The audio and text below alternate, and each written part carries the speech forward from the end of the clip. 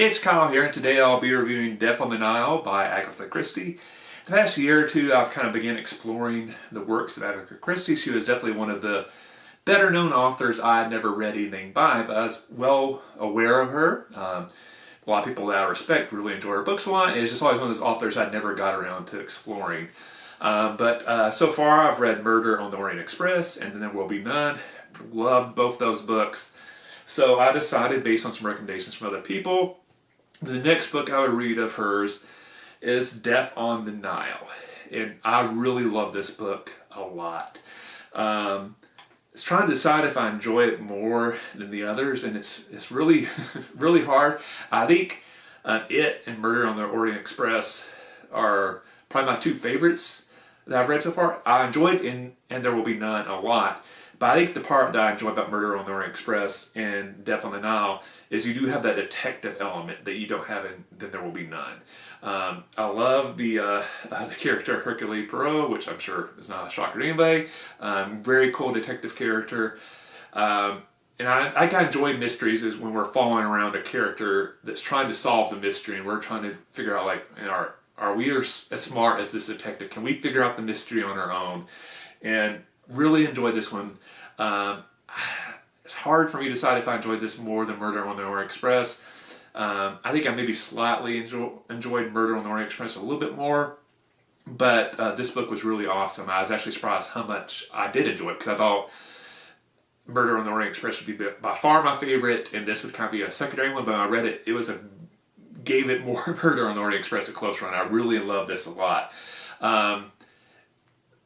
Basic plot, as the title probably implies, there's some mystery going on the Nile River, and so we follow our world-famous detective as he is going on a cruise on the Nile River. There's a bunch of characters on the boat, and not surprisingly, there's a murder.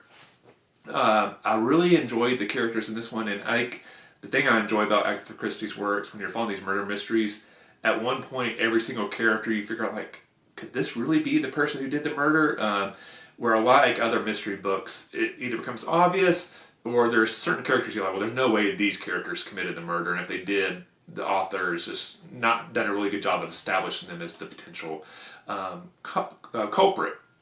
Where Agatha Christie, I think, does a great job with all the characters, and there's a lot of them, double-digit characters, that at some point there's every character you go like, well, maybe this character did. I didn't think they could, but maybe they actually did it.